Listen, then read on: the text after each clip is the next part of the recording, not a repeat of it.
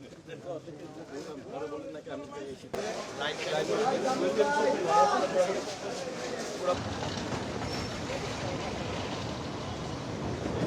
সংসদ সদস্য ময়মনসিংহ 5 মুক্তাগাছা ডিনার আছে, তাদেরকেও পর্যায়ক্রমে এই কার্ডের আওতায় আনা হবে।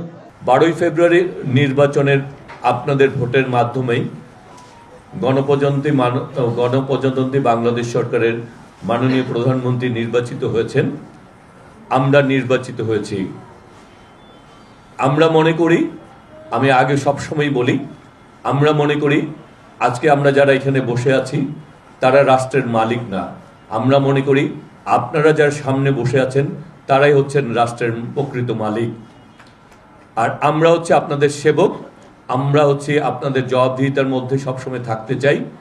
আমরা আমাদের সেবা দিয়ে, আপনারা যে ভোটের মাধ্যমে আমাদেরকে নির্বাচিত করেছেন, যে বিশ্বাস এবং আস্থা রেখে আমরা সেবাদানের মাধ্যমে আপনাদের সেই বিশ্বাস এবং আস্থার পরিপূর্ণ মর্যাদা রাখতে চাই। বর্তমান সরকারের মাননীয় প্রধানমন্ত্রী জনাব তারেক রহমান, যিনি আজকে সারা বাংলাদেশকে একটি গণতান্ত্রিক, একটি স্থিতিশীল এবং একটি উন্নয়নের বাংলাদেশ গড়ার জন্য যিনি অক্লান্ত পরিশ্রম করে চলছেন।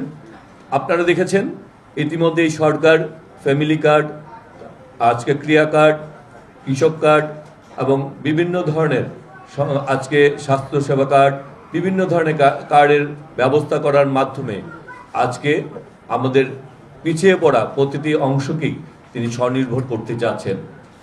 আমরা আজকে ক্ষমতায় এসেছি মাত্র 3 মাস হয়েছে, বাট ইতিমধ্যে আমাদের সরকার বিভিন্ন ধরনের উদ্যোগ গ্রহণ করছেন এবং সেই উদ্যোগকে বাস্তবায়ন করছেন।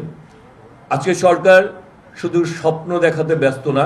আমাদের মাননীয় প্রধানমন্ত্রী বলেছেন উই হ্যাভ এ প্ল্যান। আমরা আসলে পরিকল্পনার ভিত্তিতেই আমরা এগিয়ে যেতে চাই, আমরা পরিকল্পনা বাস্তবায়ন করতে চাই। আমরা সেই স্বপ্ন দেখতে চাই যেই স্বপ্ন আমরা বাস্তবায়ন করতে পারবো, এবং সেই স্বপ্নকেই আমরা চাই